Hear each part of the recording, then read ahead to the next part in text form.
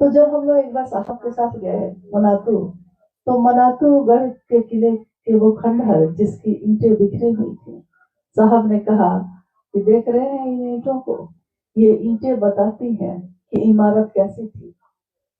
यानी अगर खंडहर में हो गया है तो वो बताता है, दिखाता है कि इमारत किस तरह की थी। और एक गिरता है दूसरा आता है, ये तो जीवन का नियम है, प्रकृति का नियम है। पल प्रतिपल नई चीजें बन रही हैं, पल प्रतिपल ये सृष्टि बदल रही है, चल रही है। इस सृष्टि के साथ हम सब भी चल रहे हैं। साहब श्री ने अपने पुस्तक में लिखा कि जब से जगत में आया हूं चल ही रहा हूं, बस चल ही रहा हूं। उन्होंने कहा कि सबको चलना ही पड़ता है। ये पृथ्वी, ये दुनिया भी तो चलायमान है। यहाँ कोई चाहे भी कि रुक जाऊं, रुक नहीं सकता, क्योंकि आप चाहते हैं कि रुकना, लेकिन ये काल, ये प्रकृति, ये दुनिया शिव की, ये विवश करती है कि आपको चलना ही पड़ता है। और इस चलने पड़ने की जो व्यवस्था है, उसमें साहब ने शिव की सुगंध भरी और कहा कि जीवन जीने की कला शिव सिखाते हैं। जीवन सब जीते हैं, एक जानवर भी जीता है, एक इंसान भी जीता है, कोई भी जीव जंतु, एक पंछी भी जीता है। लेकिन जीवन की सार्थकता कब होती है? जब जिस योनि में आप आए, जिस जीव के रूप में आप आए हैं, उसका जो सुंदर पक्ष है उसको जीना, उसको जीने की कला कहते हैं। आकाश है, एक तत्व है, शिव की बनाई दुनिया का पांचों तत्वों में से एक तत्व है। इतना विशाल है, इतना विशाल है, किसी को उड़ने से नहीं रोकता। जो उड़ना चाहता है आकाश में उड़ता है। सबकी अपनी सामर्थ्य है, सबकी अपनी क्षमता है, उस क्षमता से वो उड़ता है। कोई छोटा है, पंछी है, कुछ ही दूर ऊपर तक उड़ पाता है। कोई बाज है, सबसे ऊंचा उड़ता है। कोई गिद्ध है, उसकी नजर दूर तक दिखती है। और कोई उल्लू भी है जिसको दिन में दिखाई ही नहीं देता। तो सब तो वही है, सब अलग अलग है, सभी में विसंगतियां हैं। किसी की संगत एक दूसरे के साथ नहीं है। लेकिन आकाश किसी को उड़ने से नहीं रोकता। आकाश सबके लिए है, सब अपने सामर्थ्य भर उड़ते हैं, जीते हैं। अगर वो ना उड़े, अगर वो ना जिए, तो उनके उस जीवन की सार्थकता भी नहीं होती है। इंसान एक जीव है, सबसे सुंदर रचना है शिव की। शिव ने दुनिया बनाई, शिव ने कितनी रचना की। इस दुनिया को, इस जगत को चलाने के लिए असंख्य जीव जंतुओं का निर्माण हुआ। किसी को भी शिव ने नहीं रोका, महादेव ने नहीं रोका जीने से। सबके लिए जीवन है। ये रास्ता भी शिव सृष्टा का है। साहब श्री ने जो रास्ता बनाया अध्यात्म के जगत पे, इस रास्ते पे चलने का हक, इस रास्ते पे चलने का अधिकार हर व्यक्ति को दिया। उन्होंने कहा कि परमात्मा पथ पे चलने का अधिकार सबको है, ईश्वर की तरफ चलने का रास्ता सबका है। इसमें महादेव पात्रता नहीं खोज सकते। वो ये नहीं कह सकते कि तुमको दिन में क्यों नहीं दिखाई देता। वो ये नहीं कह सकते कि तुम इतना ही नीचे क्यों उड़ते हो। वो ये नहीं कह सकते कि तुम ऐसे बन के आओगे तो हम तुमको स्वीकार करेंगे। जगत गुरु शिव सबको शिष्य बनाते हैं, लेकिन इसके लिए हमको आपको एक विचार पे खड़े होना होता है, एक सोच, और वो सोच में ठहराव है, उस सोच में रुकना होता है। सोच लिया है कि शिव मेरे गुरु हैं, तो हम रुके रहेंगे उसी पे, जिस तरह साहब से रुके रहे। उन्होंने अविश्वास में शिव को गुरु बनाया, अश्रद्धा में बनाया, लेकिन उन्होंने ये अनुभूत किया कि अश्रद्धा और अविश्वास में भी, यहाँ तक कि कुविचार में भी, वो शिव उस स्तर पे उतर कर जीव का परिमार्जन करते हैं। हम आप इंसान हैं, हम अपनी लौकिक कामनाओं को लेकर महादेव तक जाते हैं। कोई संतान के लिए जाता है, कोई संपत्ति के लिए, कोई अपने सुंदर और स्वस्थ जीवन के लिए। कामना सबकी अलग अलग है, सब अपनी अपनी कामना लेकर महादेव के पास जाते हैं। महादेव गुरु के रूप में उस जीव के उद्देश्य का परिमार्जन करते हैं। और परमात्मा से उसका ऐक्य सुनिश्चित करते हैं। कामना लेकर आए हैं आप, जरूरी ये है कामना जो आपकी होगी वही लेकर ना जाइएगा, लेकिन महादेव आपके उस कामना की पूर्ति भी करते हैं, लेकिन शिव की तरफ चलने का आपके मन में एक ललक, एक बेचैनी, एक तरफ भी पैदा करते हैं। ऐसा नहीं कि वो कामना पूरी नहीं करते, करते हैं उतना भर जितने की हमारी जरूरत है। और आपने सुना होगा, साहब ने अपनी चर्चाओं में कहा है कि जो शिव का काम करता है, जो शिव का नाम लेता है, जिसने भी कहा है शिव मेरे गुरु हैं, उसकी जरूरत की पूर्ति होगी, लेकिन फुटाने का कोई गारंटी नहीं है। तो इस जीवन में हमारी जरूरत पूरी हो जाए, एक छत हो, भोजन हो, कपड़ा हो, बच्चे आनंदित रहें, इससे ज्यादा एक जीव की, एक इंसान की और क्या कामना होगी। और महादेव मेरे बने रहे, जो सबसे सुंदर चीज आपके जीवन में आ जाती है तो बाकी चीजों पर से आपका ध्यान हट जाता है। सबसे सुंदर चीज क्या हो सकती है? एक उदाहरण दिया साहब ने कि मान लीजिए आपके हाथ में, आज सबके हाथ में कुछ न कुछ है, जिसके पास जो है वो उसी को बांध के बैठा हुआ है, उसकी मुट्ठी नहीं खुलती है, वो शिव को पकड़ना नहीं चाहता है। लेकिन जिस दिन जिस तरह एक छोटे बच्चे के हाथ में उसकी माँ की अंगूठी आ गई, तो उसने अंगूठी को ही जोर से पकड़ लिया, खोल ही नहीं रहा था हाथ को, अपनी हथेली को खोलता ही नहीं था। सबने कोशिश कर ली, बच्चा छोटा है, जबरदस्ती उसके हाथ को कर भी नहीं सकते, घायल हो जाएगा, चोट लग जाएगी। तो सबने कोशिश की। एक व्यक्ति ने कहा कि देखिए मैं भी कोशिश करके देखता हूँ, और उसने अपने गले के सोने के चेन को निकाला और उसके हाथ के आगे लहराने लगा। बच्चे ने तत्काल अंगूठी को छोड़ा और चेन को पकड़ लिया। सब हंसने लगे। सबके लिए हंसने की बात थी कि देखिए बच्चे को भी यह समझ है। साहब ने कहा जिस दिन शिव मिल जाते हैं तो हमारे हाथ की बाकी चीजें छूट जाती हैं और हम महादेव को पकड़ लेते हैं। हम एक दिन महादेव को पकड़ते हैं, लेकिन फिर वो महादेव ही हमको पकड़ लेता है। जिस तरह यहीं पे बैठे हुए साहब ने एक दिन कहा कि मैं पहले पान नहीं खाता था, मैं थोड़ी ही पहले पान खाता था, मैं तो प्याज लहसुन भी नहीं खाता था, लेकिन जब मेरी शादी हुई, राज परिवार में शादी हुई, तो जमींदार परिवार में, राज परिवार में चलन है पान खाने का। बहुत जगह की संस्कृति भी है पान खाने की, महिला पुरुष सब खाते हैं। तो जब साहब मनातू जाया करते तो सब बारी बारी से कहते, मेहमान बाबू एक पान खाइए ना, एक पान। तो व्यवस्था में या बार बार लोग के कहने पे बिना मन के उन्होंने पान का बीड़ा अपने मुंह में डाल दिया। उन्होंने कहा कि मैंने एक बार डाला, दोबारा फिर कहा, तो मुझको लगा ठीक ही लग रहा था खाने में, फिर खा लेता हूँ। फिर डाला, फिर थोड़ी थोड़ी देर पे ये क्रम चलने लगा। तो जब तक वहां रहता था तो खा लेता था, लौटा ड्यूटी पे अपने तो थोड़ी सी लत लग गई। उसके बाद पान मंगाने लगा तो टोकरी में पान आने लगा। अब पान बना के माँ उनको बढ़ाती, वो खाते। उन्होंने कहा एक दिन मैंने पान को पकड़ा था, आज पान ने ही मुझको पकड़ लिया। तो अब जो है कि पान हर जगह मेरे साथ साथ चलता है। जब मैंने पान जैसी चीज को पकड़ा और उसने मुझको ऐसा पकड़ा कि मैं छोड़ा नहीं उसको, तो जब आप शिव को पकड़ते हैं थोड़ा ही सही, तो शिव फिर आपको ऐसा पकड़ते हैं कि आप चाहिए भी छोड़ना तो छोड़ नहीं सकिएगा।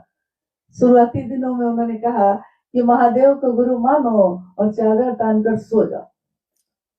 लोग बड़े आनंद में इस बात को दोहराते। साहब ने कहा है कि महादेव को गुरु मानो और चादर तान के सो जाओ, यानी कुछ करना नहीं है। फिर साहब ने कहा कि मैंने कह तो दिया है सो जाओ, लेकिन महादेव सोने देगा तब न सोइएगा।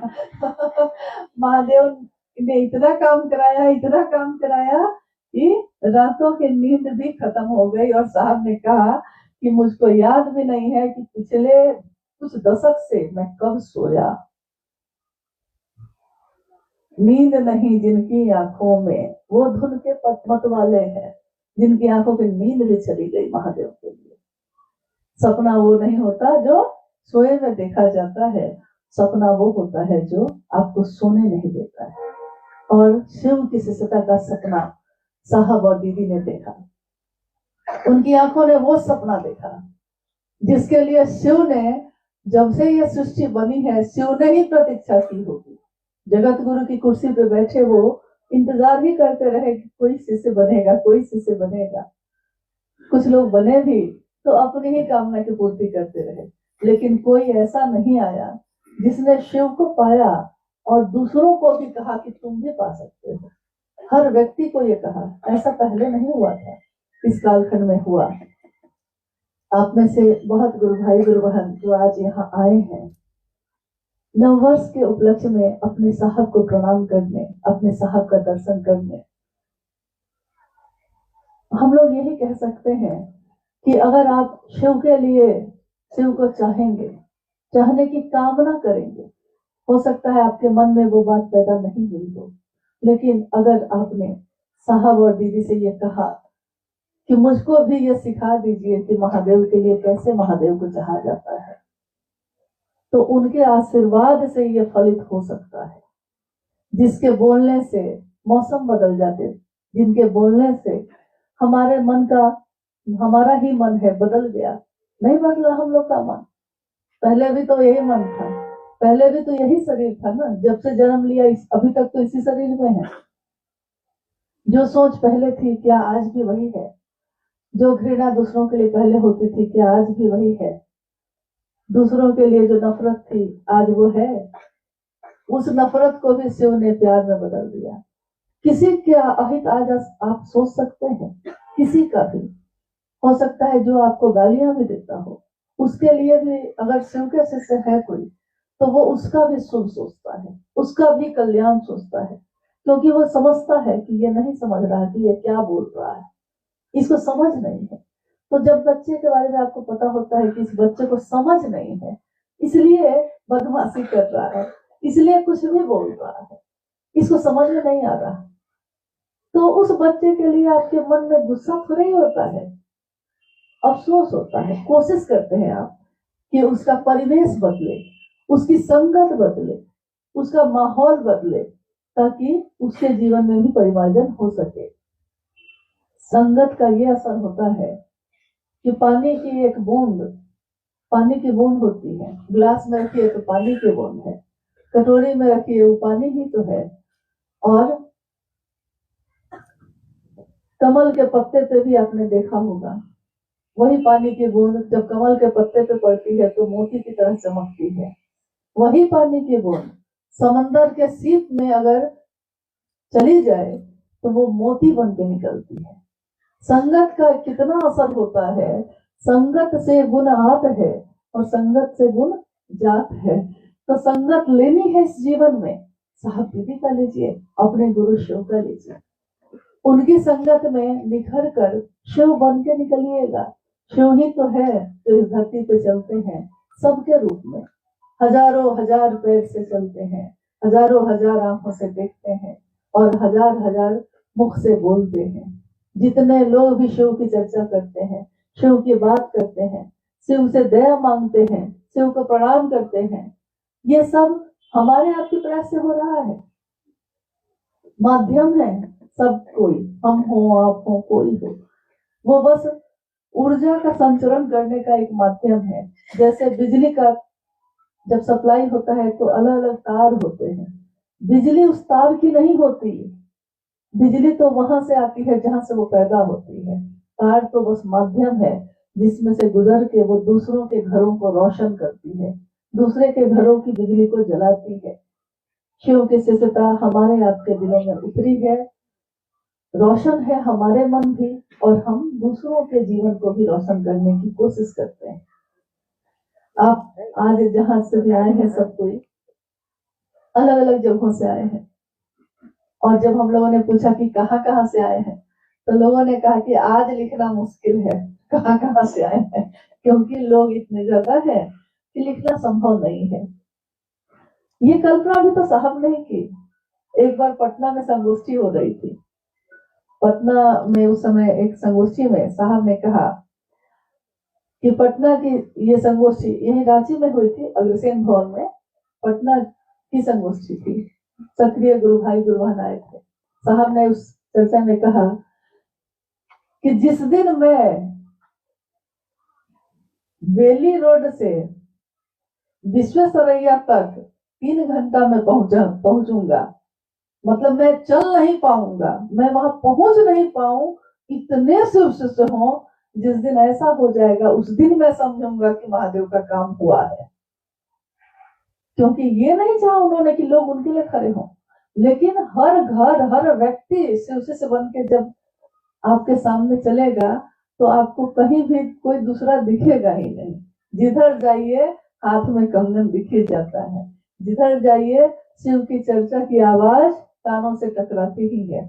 ऐसी दुनिया की कल्पना उन्होंने की है, और ये सार्थक तभी हो सकता है, ये सच में यथार्थ में तभी हो सकता है जब हम आप एक दूसरे का सहयोग करें, एक दूसरे की मदद करें।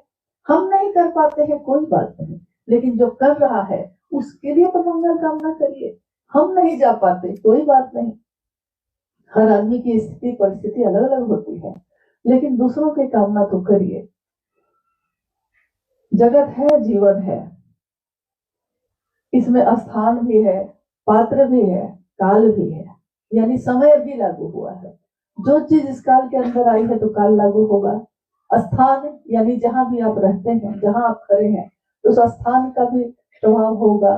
पात्र यानी हर वो व्यक्ति जो खड़ा है जीवात्मा के रूप में, एक ही तत्व है सब में, लेकिन जो आज जीवात्मा के रूप में है, खड़ा है, स्थान पात्र और काल तो उस पर लागू होगा ही होगा। और उन्होंने कहा कि स्थान पात्र काल, जिसमें लोग उस समय पूछते हैं उनसे कि माला पे जो जप करते हैं 108 क्यों करते हैं, ये अंक की गणना क्यों है, उसमें उन्होंने इस विज्ञान को समझाया था। हर व्यक्ति अपने कर्म फल को भोगने के लिए विवश है। वो चाहता है कि ये घटना नहीं हो, बार बार चाहता है, लेकिन सामने वाला बलात् उस काम को करता है, क्योंकि ये घटना उसके साथ होनी ही होनी है। अगर स्थान है, पात्र है, काल है, यानी कि उस जगह पे इस आदमी के साथ ये घटना होनी है, आपने बहुत चाहा कि ऐसा नहीं हो, लेकिन ये घटना होनी है, तो आपके लाख चाहने पे भी अगर कुछ सेकेंड का इधर से उधर हो जाता तो कोई घटना हमारे जीवन में नहीं होती है, लेकिन तब भी होती है। शिव को प्रणाम करना, शिव को नमन करना और शिव के रास्ते पे चलना, ये हमारे जीवन के कर्मफल को दग्ध करता है। यानी जो कर्मफल भोगने की व्यवस्था है हमको, वो व्यवस्था गुरु खत्म करते हैं। इस वर्ष में आने वाले हर पल में शिव के शिष्यों को अपना कर्मफल भोगने की व्यवस्था, इसका गुरु, हमारे गुरु शिव, इसको दग्ध करें और उनके मन को शिवोन्मुख करें, ताकि हम तीव्र गति से इस छोटे से अल्प जीवन में अपने महादेव का झंडा, जो अभी आपने साहब की चर्चा में सुना कि जैसे ही साहब ने अपनी वाणी खत्म की, सारे लोगों ने एक जय घोष किया, जागा जागा महादेव का ये जय घोष पूरी दुनिया में गूंजे। यही साहब ने चाहा है और यही हमारे आपके जीवन का एक लौकिक उद्देश्य भी होना चाहिए। आप में से आज जो गुरु भाई गुरु बहन जिनकी गाड़ी पहले है, उनसे अनुरोध है कि वो धीरे धीरे अंदर दर्शन करते हुए बाहर जो ही हम लोग के पास प्रसाद उपलब्ध है, कृपया उसको ग्रहण करिए और लौटिए, अपने घर को सुरक्षित लौटिए। हम सबको ये सोचना होगा, ये समझना होगा कि हमारा ये जीवन हमारे अपने लिए नहीं है, हमारा ये जीवन शिव के लिए है, और इस शिव के शिष्यों का सुरक्षित जीवन साहब श्री ने मांगा है। उन्होंने कहा है कि आपका सुरक्षित जीवन मुझको चाहिए, ताकि आप सुरक्षित रहिएगा, तब ना महादेव का काम करिएगा। अगर सुरक्षित ही नहीं रहिएगा तो कैसे करिएगा। और सुरक्षित रहने का एक उपाय है, जानते हैं क्या है? अगर हम कहीं हमारी सुरक्षा सब चूक होती है, क्यों होता है ऐसा? क्योंकि अक्षरशः हमने साहब के निर्देश का पालन नहीं किया। निर्देश यानी जिसने रास्ता दिखाया है, जिसने मंजिल दिखाई है, जिसने चलने के लिए प्रेरित किया है, जो लेकर चल रहा है, उनके निर्देश के अनुसार अगर हम चलते हैं, अक्षरशः जैसा उन्होंने कहा है वैसा अगर हम चलते हैं, हम सबका जीवन हमेशा सुरक्षित रहेगा। हम सब के जीवन में कोई भी चीजें घटित नहीं होंगी ऐसी। जन्म लिया है तो मौत तो होगी, लेकिन यह मौत भी खूबसूरत होगी, अपनी होगी। आइए हम सब उस रास्ते पे चलते हैं और आप धीरे धीरे